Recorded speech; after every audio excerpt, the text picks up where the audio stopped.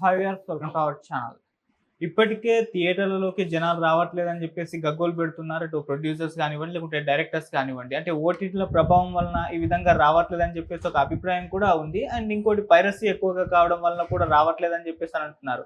అయితే ఇప్పుడు ఓటీటీలో కూడా ఇక చూడడం తగ్గిపోతుందేమో అన్న అభిప్రాయాలైతే అందరికి కూడా వస్తున్నాయి. ఎందుకంటే ఓటీటీల వ్యవహారం చూస్తుంటే మామూలుగా ఒక ఫ్లెక్సిబిలిటీ ఉంటుంది. అక్కడ యాడ్ ఫ్రీ ఉంటుంది. మనం ఇంటికాడ ఎప్పుడైనా చూసుకోవచ్చు అని చెప్పేసి. కాకపోతే ఇప్పుడు వాళ్ళు వ్యవహరిస్తున్న తీరు ఏదైతే ఉందో, అంటే ఓటీటీలో కూడా ఇక్కడ నుంచి యాడ్స్ వస్తాయి.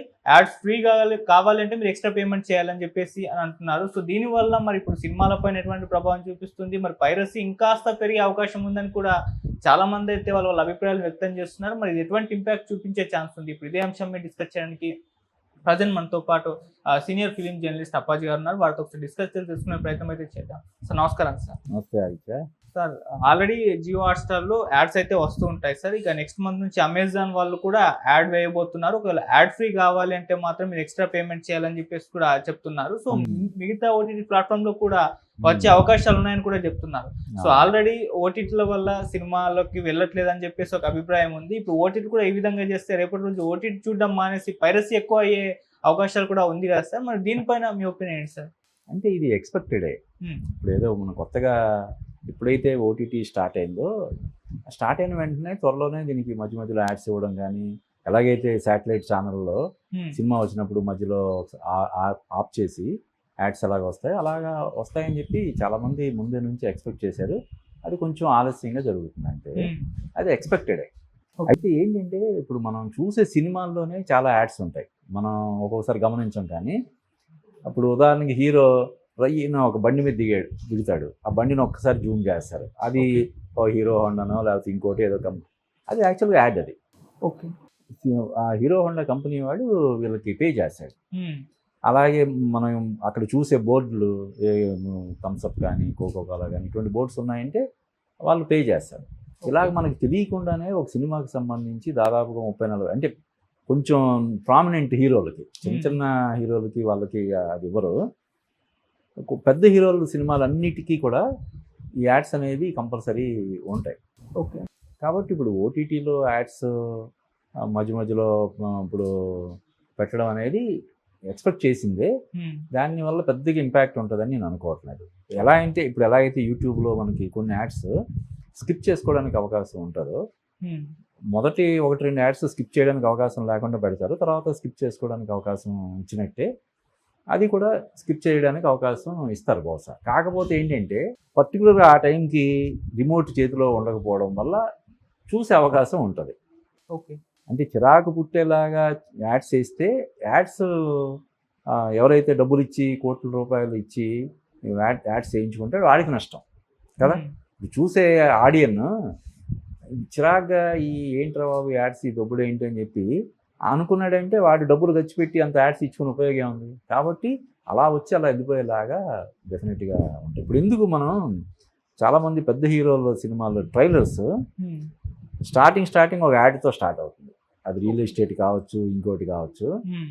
ఆ యాడ్ చూసిన తర్వాతే ట్రైలర్ స్టార్ట్ అవుతుంది. అది ఇన్విటబుల్. అది మనం ఎవరూ ఏమి చేయలేని పరిస్థితి. ఇప్పుడు యూట్యూబ్లో ఎలాగైతే యాడ్స్ లేకుండా మీరు చూడాలంటే ప్రీమియం అని వస్తుందో, కొంతమంది ఎవరైనా మీకు ఈ యాడ్స్ తలనొప్పి లేకుండా మీరు ఓటీటీలో సినిమాలో చూసుకోవాలంటే ఇంత అమౌంట్ కట్టాలని వాళ్ళు పెడతారు. కొంతమంది నాకు తెలిసి చాలా తక్కువ మంది దానికి వెళ్తారు. ఓకే.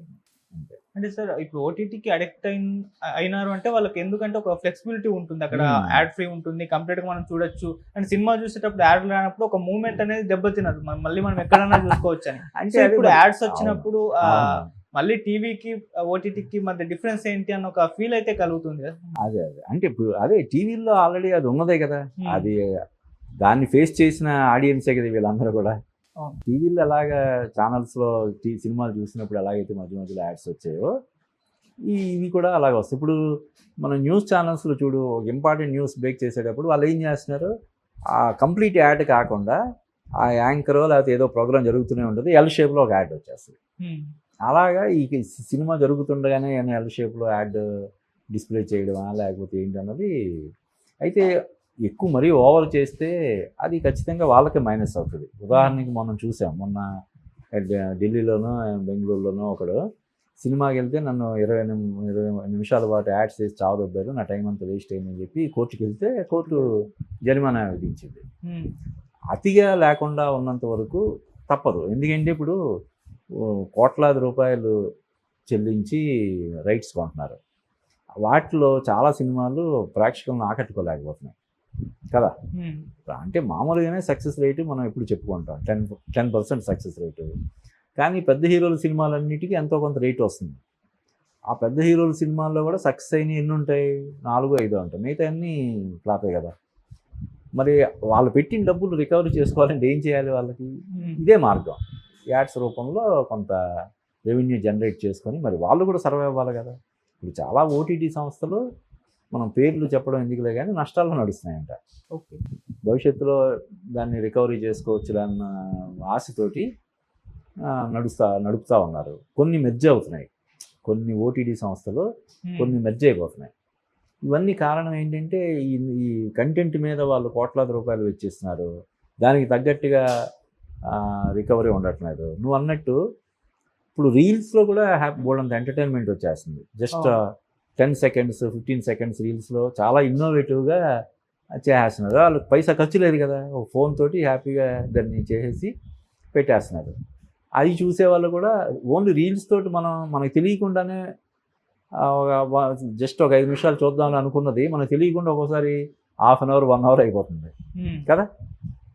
కాబట్టి ఎంటర్టైన్మెంట్ అనేది వేరే రూపంలో ఉంది. కాబట్టి ఇప్పుడు వీళ్ళు పులోమని యాడ్స్ వేసి ఈ సబ్స్క్రైబర్స్ని ఇబ్బంది పెట్టే పరిస్థితి కూడా ఉండదు. జాగ్రత్తగా దాన్ని బ్యాలెన్స్ చేసి వాళ్ళకి నష్టం లేకుండా ఇటు చూసే వాళ్ళకు కూడా మరి ఇబ్బంది లేకుండా చేసే ఇది ఉంటుందని నేను అనుకుంటున్నాను. ఓకే, కానీ ఈ నిర్ణయం వల్ల ఇప్పుడు పైరసీ చూసే వాళ్ళు ఆల్రెడీ చాలా మంది ఉన్నారు. ఇప్పుడు పైరసీ ఎక్కువైపోయి సినిమాలకు డ్యామేజ్ జరుగుతుందని చెప్పేసి డైరెక్టర్లు ప్రొడ్యూసర్ కూడా మాట్లాడుతున్నారు. సో ఇప్పుడు ఓటీటీలో కూడా ఎటువంటివి పెడితే పైరసీ ఇంకాస్త ఎక్కువ పెరిగే ఛాన్స్ ఉందా అంటే నెటిజన్స్ కూడా చాలా మంది పోస్టులు పెడుతున్నారు, సోషల్ మీడియాలో కూడా. అంటే ఇప్పుడు ఏదైనా ఒక సినిమాని డౌన్లోడ్ చేసుకోవడం కోసం కానీ లేదంటే పర్టికులర్ సైట్కి వెళ్ళి చూడడం కోసం కానీ వెళ్ళేటప్పుడు యాడ్స్ లేకుండా నువ్వు వెళ్ళగలవా? కంపల్సరీ కొన్ని పాపప్ యాడ్స్ అవి ఉంటాయి కదా, అవి దాటుకొని వెళ్తేనే నీవు అది డౌన్లోడ్ చేయడం ఏదో చేస్తావు. అక్కడ ఉంటాయి యాడ్స్. కాకపోతే వన్స్ స్టార్ట్ అయిన తర్వాత స్ట్రీమింగ్ స్టార్ట్ అయిన తర్వాత ఉండకపోవచ్చు. కానీ మామూలుగా ముందు నువ్వు ఆ పర్టికులర్ వెబ్సైట్కి వెళ్ళి ఆ సినిమా డౌన్లోడ్ చేసుకోవడానికో లేకపోతే స్ట్రీమింగ్ చేయడానికి వెళ్ళినప్పుడు యాడ్స్ అనేవి ఆటోమేటిక్గా వచ్చేస్తాయి. అవి లేకుండా మనం ఏం చేయలేము. అంటే కాలానుగుణంగా మారక తప్పదు. ఇప్పుడు నేను మొన్న వైజాగ్లో ఒక పెళ్ళికి వెళ్ళాను, మా రిలేటివ్స్ మ్యారేజ్. అక్కడ అంతకుముందు అది అలంకార థియేటర్ అంట, పూర్ణ మార్కెట్ దగ్గర అలంకార థియేటర్. దాన్ని మార్చేసి convention hall come cinema hall. ఏదైనా మ్యారేజ్ వస్తే మ్యారేజ్కి ఇస్తారు, లేదంటే సినిమా వేస్తారు. ఓకే, అలా ఉంది పరిస్థితి. థియేటర్ అది థియేటర్. అక్కడ స్టేజ్ అది పెట్టి వాళ్ళు పెళ్ళి అయితే పెళ్ళి, ఇంకో ఫంక్షన్ అయితే ఫంక్షన్ దానికి ఇస్తారు, లేదు అంటే సినిమా వేస్తారు. తప్పదు. అంటే మల్టీపర్పస్ హాల్ లాగా త్వరలో ఈ సినిమా హాల్స్ కూడా అలా మారాల్సిన అవసరం ఉంటుందేమో అని నాకు అనిపించింది. లాభాలు రాకుండా కమర్షియల్ ఏం చేస్తారు? ఇప్పుడు కనీసం ఒక హాల్ మెయింటైన్ చేయాలంటే తక్కువ 10 మంది అయినా స్వీపర్స్ కానీ ఆపరేటర్స్ కానీ మరో బుకింగ్ క్లర్క్స్ కానీ 10 మంది ఉంటారు. ఆ 10 మందికి మరి శాలరీలు, కరెంటు బిల్లు, ఇవన్నీ చేయాలంటే మరి వాళ్ళు ఇంకో రూపంలో దాన్ని రెవెన్యూ జనరేట్ చేసుకోవడానికి ప్రయత్నం చేయాలి. ఇప్పుడు ఈ ఓటీటీ వాళ్ళు కూడా అంతే. మరి ఇప్పుడు చాలా నామినల్గా సంవత్సరానికి 300, 400, 500 కలిపితే మొత్తం 1 year సబ్స్క్రిప్షన్ ఇచ్చేస్తున్నారు. ఓకే, మరి ఈ కంటెంట్ ఏమో 20 కోట్లు 30 కోట్లు, కొన్ని సినిమాలు 100 కోట్లు 150 కోట్లు కూడా కొంటున్న విషయం మనకు తెలుసు. ఎక్కడి నుంచి వస్తాయి మరి? కాబట్టి దాన్ని మనం తప్పు పట్టలేము. దానివల్ల పెద్దగా ఇంపాక్ట్ ఉంటుందని కూడా నేను అనుకోను. అది సినిమా చూస్తుండగా వచ్చే యాడ్. ఇప్పుడు మనం థియేటర్కి వెళ్ళి కూర్చుంటున్నాం, మరి ఓవర్గా ఒక అరగంట వేస్తే మొన్న వాడు కోర్టుకి వెళ్ళినట్టు వెళ్తాం తప్ప సినిమాకి వెళ్ళి కూర్చున్నప్పుడు టవటవమ్మని ఒక 5-6 యాడ్స్ వచ్చినాయి అనుకో, మనం ఏం ఫీల్ అవ్వం కదా. ఈ 5-6 కాకుండా ఒక 50 వేసాడంటే అప్పుడు మనకి చిరెత్తుతుంది. అలాగా మధ్యలో జస్ట్ అలాగా ఆఫ్ చేసి వచ్చిన యాడ్ వేసి మళ్ళీ వెంటనే కంటెంట్ స్ట్రీమ్ చేసాడంటే దాన్ని పెద్దగా ఎవరు అబ్జెక్ట్ చేయరు. దానివల్ల చూసే ఇది కూడా, ఆ ఎక్స్పీరియన్స్ కూడా పెద్దగా ఇంపాక్ట్ ఉంటుందని నేను అనుకోవట్లేదు. ఓకే, సార్ మీరు అన్నట్టు చాలా ఓటీటీ సంస్థలు నష్టాల్లో ఉన్నాయని చెప్పారు. అవును, సో అది అవును. ఒకటి. అండ్ థియేటర్లకు జనాలు రావట్లేదు అని చెప్పేసి ఈవెన్ పెద్ద రెండవది పెద్ద మళ్ళీ థియేటర్లో ఇప్పుడు ఏదైతే చైన్ థియేటర్స్ ఉన్నాయో అవి కూడా నష్టాల్లో ఉన్నాయంట. ఇప్పుడు మనం పాప్కార్న్ బయట 10 రూపాయలు అమ్మేది వాళ్ళు 100, 150 రూపాయలు అమ్ముతున్నారని చెప్పి మనం దుమ్మెత్తి పోస్తుంటాం. కానీ వాళ్ళకి వర్కౌట్ అవ్వట్లేదు. ఎంతమంది కొంటున్నారు కదా. ఇప్పుడు మొన్న వేవ్స్ అనే సమ్మిట్ ఒకటి జరిగింది, మన ఎంటర్టైన్మెంట్కి సంబంధించిన. ఇది మన నరేంద్ర మోడీ, మన చిరంజీవి గారు, నాగార్జున వీళ్ళందరూ వెళ్ళారు. అమీర్ ఖాన్, షారూక్ ఖాన్ వీళ్ళందరూ వచ్చారు. అక్కడ వాళ్ళు అంటే అప్పటికే కొంతమందికి క్లారిటీ ఉంది. వాళ్ళు అఫీషియల్గా డిక్లేర్ చేసింది ఏంటంటే, మన ఇండియాలో ఒక 150 కోట్ల జనాభా అనుకుంటే అందులో సినిమాలు చూసేది 2% అంట. అంటే ఒక సూపర్ హిట్ అయిన సినిమాని చూసేవాళ్ళు, ఇప్పుడు పుష్పానో లేకపోతే బాహుబలో ఇంకోటి super duper hit, mega hit, block buster అది ఇదని అడావిడి చేస్తాం కదా, అది చూసే వాళ్ళ పర్సంటేజ్ జస్ట్ 2% అంట. అంటే 150 కోట్లు 2% అంటే నీకు 3 కోట్లు ఇంటూ 100 వేసుకో, 100 రూపాయలు వేసుకున్నా కూడా ఎంత వస్తుంది. అలాగా తప్ప అంటే ఇప్పుడు మన ఇండియాలో మొత్తం ఉన్న థియేటర్లు రాని పరిస్థితి ఉందని చెప్పి అనుకుంటున్నాను. అసలు ఉన్న థియేటర్లే 10,000 అంట. ఆ 10,000లో సౌత్ ఇండియాలోనే 5,000 థియేటర్లు. అదే చైనాలో చూస్తే 40,000 నుంచి 40,000, 50,000 థియేటర్లు ఉన్నాయంట. అందుకనే ఏదైనా సినిమా హిట్ అయిందంటే అక్కడ చైనాలో ఆ మధ్యకాలంలో ఇప్పుడు తగ్గింది కొంచెం హడావిడి. కొంచెం అంటే ఈ యాక్షన్ సినిమాలు కాకుండా ఫీల్ గుడ్ మూవీస్, ఇప్పుడు ఉదాహరణ సీక్రెట్ సూపర్ స్టార్ అని, టాయిలెట్ అని, ఇటువంటి సినిమాలు అక్కడ చాలా మంచి వసూళ్లు సాధించాయి. నేను వాళ్ళకి యాక్షన్ అనేది కొట్టిన పిండి. చిన్న కుర్రోళ్ళు కూడా కరాటే, కుంగుఫు అన్నీ అలవాటుగా చేసేస్తారు. అందుకని మన ఇండియన్ సినిమాలు కానీ హాలీవుడ్ యాక్షన్ సినిమాలు వాళ్ళని ఆకట్టుకోవు. అదే కొంచెం ఎమోషన్స్ ఉన్న సినిమాల్ని అక్కడ బాగా ఆదరిస్తున్నారు. సో ఇంకా ట్రెండ్కి తగ్గట్టు మనం వెళ్ళాల్సిన పరిస్థితి ఇక్కడ. అందుకనే మన ఇండియాలో కూడా చిన్న థియేటర్లు నిర్మించాలని చెప్పి చాలా సంవత్సరాలుగా చాలామంది, ఇప్పుడు అమీర్ ఖాన్ వాళ్ళు చెప్పింది అదే, షారూక్ ఖాన్ వాళ్ళు ప్రభుత్వం చొరవ తీసుకోవాలి, చిన్న థియేటర్ల నిర్మాణానికి పూనుకోవాలి. ఈ సినిమా హాల్ అన్నీ కూడా ఎక్కడో ఆ క్రాస్ రోడ్లోనో లేకపోతే ఇంకో చోట ఎక్కడో ఉంటాయి. ఉదాహరణ నేను మణికొండలో ఉంటాను. మా మణికొండ ఏరియాలో ఒక థియేటర్ ఉండదు. నేను సినిమా చూడాలంటే అమీర్పేట అని రావాలి, లేకపోతే నేనార్ బిట్ మాల్ అటువైపు అని వెళ్ళాలి, క్రాస్ రోడ్స్ అని వెళ్ళాలి. అదే దగ్గరలో అందుబాటులో ఉందనుకో ఒక చిన్న థియేటర్, అక్కడ ఉన్న వాళ్ళందరూ కూడా ఫ్రీ టైంలో సరదాగా వెళ్ళి కూర్చొని చూసే అవకాశం ఉంటుంది కదా. చిన్న థియేటర్లో నిర్మాణం జరగాలని ఎప్పటి నుంచో డిమాండ్ ఉంది. ఇప్పుడు కొత్తగా ఇప్పుడు అమీర్ ఖాన్ వీళ్ళు చెప్పడం వల్ల ఆ దిశగా కూడా కొన్ని చర్చలే జరుగుతున్నాయి ఇప్పుడు. ఓకే సార్, ఈ టైంలో అంటే సినిమా ఇండస్ట్రీ బ్యాడ్ ఫేస్ చేస్తుంది అనుకోవచ్చు. అంటే థియేటర్లకు జనాలు రావట్లేదు అనేది ఒకటి, ఓటీటీలు నష్టాల్లో ఉండడం అనేది రెండు. మళ్ళీ మనం చెప్పుకున్నాం అంతకుముందు కూడా, స్టార్ హీరో సినిమాలు కూడా టీవీలో టీఆర్పీ రాకపోవడం, మూడోది ఇప్పుడు సింగిల్ స్క్రీన్స్ మూసుకునే పరిస్థితి వచ్చిందని చెప్పేసి రీసెంట్గా దిల్ రాజు గారు కూడా చెప్పడం. సో ఇవన్నీ కూడా దేనికి సింబాలిక్ అని చెప్పవచ్చు. అంటే ఇది ఇప్పుడు ఏదో పర్టికులర్ ఒక కోణంలో దీన్ని మనం చెప్పలేము ఆదిత్య. ఒక పక్కేమో మన హీరోల రెమ్యూనరేషన్లు ఆకాశానికి అంటిపోతున్నాయి. ఓకే, హీరోయిన్ రెమ్యూనరేషన్లు కానీ, ఆ టెక్నీషియన్ రెమ్యూనరేషన్లు కానీ విపరీతం కోట్లు.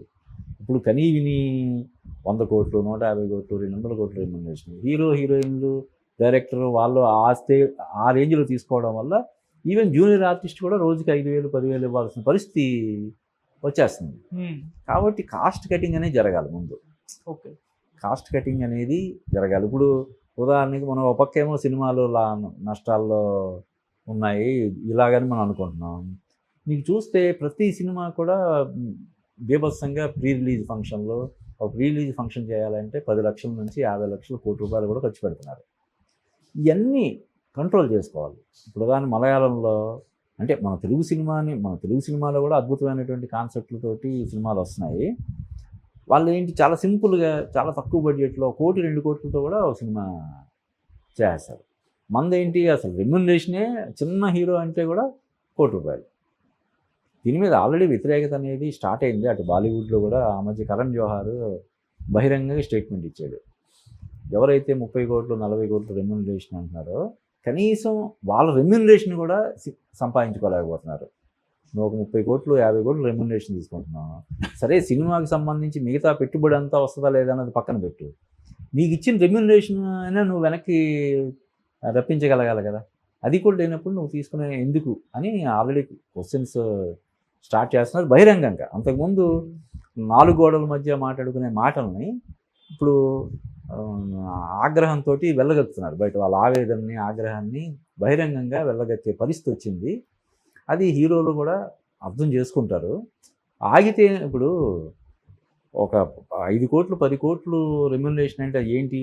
ఎవరైనా ఒక గెస్టెడ్ ఆఫీసర్ రిటైర్ అయితే వచ్చే డబ్బు ₹1 కోటి కంటే ఎక్కువ రాదు కదా. మరి ఒక సినిమాకే నువ్వు ₹1 కోటి అంటే అందరికీ తీసుకునే పరిస్థితి ఉండదు. చాలామంది జీవితాలు గడిచిపోయి ఏమీ సంపాదించుకోకుండా పిల్లలకి కూడా మంచి లైఫ్ ఇవ్వలేక దీనమైనటువంటి జీవితాలని గడిపే వాళ్ళు చాలామంది ఉంటారు. వాళ్ళే ఎక్కువ 90% వాళ్ళే ఉంటారు. ఈ కోట్లు 100 కోట్లు 200 కోట్లు తీసుకునే వాళ్ళు చాలామంది తక్కువ ఉంటారు. కానీ దానివల్ల ఏమవుతుందంటే మిగతాదంతా కూడా డిస్టర్బ్ అవుతుంది. ఫలానా హీరో 100 కోట్లు తీసుకుంటున్నాడంటే అప్పటివరకు 10 కోట్లు తీసుకునే హీరో నేను 10 కోట్లు అంటే పక్కన 20 కోట్లు 30 కోట్లు డిమాండ్ చేసే పరిస్థితి ఉంటుంది. మన ఈ ప్రొడ్యూసర్లు ఎవరైతే ఉంటారో వాళ్ళు ఏంటి, హిట్ అవ్వకపోద్దా లాటరీ లాగా, ఏమో హిట్ అయితే మనకి శాటిలైట్ వస్తుంది, డిజిటల్ వస్తుంది, ఓవర్సీస్ వస్తుంది, రీమేక్ రైట్స్ వస్తాయి, అవి వస్తాయి ఇవి వస్తాయి అని వాళ్ళని విపరీతంగా మోటివేట్ చేసి దింపుతారు. దింపిన తర్వాత జరిగే ఇవన్నీ అన్నమాట. కాబట్టి సినిమా అంటే ఎప్పుడు సినిమా రంగానికి ఛాలెంజెస్ అనేవి మొదటి నుంచి 50స్లో ఉన్నాయి, 60స్లో 70స్లో వేరియస్ స్టేజెస్లో. ఇప్పుడు టీవీ వచ్చినప్పుడు, శాటిలైట్ టీవీ వచ్చినప్పుడు సినిమా అయిపోయింది అనుకున్నారు. కేబుల్ టీవీ వచ్చినప్పుడు అలాగే అనుకున్నారు. ఈ వీసీఆర్లు అవి వచ్చినప్పుడు అలాగే ఇంక అయిపోయింది సినిమా పరిస్థితి అనుకున్నారు. తర్వాత అప్పట్లో వీడియో పార్లర్స్ అని చెప్పి చిన్న చిన్న రూమ్స్లో పెట్టి సినిమాలు వేసేవాళ్ళు, అప్పుడు అనుకున్నారు. ఇప్పుడు ఓటీటీ వచ్చిన తర్వాత కూడా ఇప్పుడు ఈ చర్చ జరుగుతుంది. దీన్ని కూడా అధిగమిస్తుంది సినిమా రంగం. కాకపోతే దానికి సంబంధించి జాగ్రత్తలు తీసుకోవాలి. ఇప్పుడు కొంచెం కూడా అవగాహన లేకుండా సినిమాలు తీసేసి, ఇప్పుడు లాస్ట్ ఇయర్ మనం చెప్పుకున్నాం, డబ్బింగ్ సినిమాలు కావచ్చు, మరొకటి ఏదైనా సరే 300 పైన సినిమాలు వస్తే అది దేనికి ఇది? ఇప్పుడు ఈవెన్ వ్యవసాయదారులకు కూడా ఒక్కోసారి క్రాప్ హాలిడే అని పెడతారు. ఒక సంవత్సరం మిర్చి విపరీతం రేట్ వచ్చి బాగా అందరూ లాభపడ్డారంటే అందరూ మిర్చి వేసేస్తారు. వాడికి బాగా వచ్చింది, విపరీతం లాభం వచ్చిందని చెప్పి ఉన్న పొలం మొత్తం మిర్చి వేస్తారనుకో, ఏమవుతుంది? అందుకనే క్రాప్ హాలిడే అని పెడతారు. బాబు ఇన్ని ఎకరాలు మాత్రమే నువ్వు వేసుకోవాలి, ఇంతకంటే నువ్వు వేసుకోకూడదు అని చెప్పి. కాకపోతే సినిమాలకు సంబంధించి అటువంటి రెస్ట్రిక్షన్ ఎవరు పెడతారు? వీళ్ళే సెల్ఫ్ రెస్ట్రిక్షన్. అసలు ఏం జరుగుతుంది ఏంటి, మనం పెట్టే పెట్టుబడికి రిటర్న్ ఏంటి, ఎగ్జిట్ అనేది ముందు చూసుకోవాలి. సినిమా తీయడం వెళ్ళిపోతాం, అయిన తర్వాత మనం ఇంత పెట్టుబడి పెడితే మనకి ఎంత వస్తుంది, ఆడియో రూపంలో ఎంత వస్తుంది, ఇంకో రూపంలో ఎంత వస్తుంది.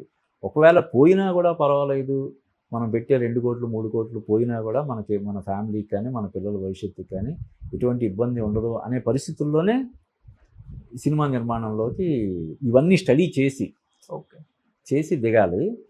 అప్పటి వరకు ఇటువంటి పరిస్థితులు ఎదురవుతూనే ఉంటాయి. Thank you so much. Thank you Aditya.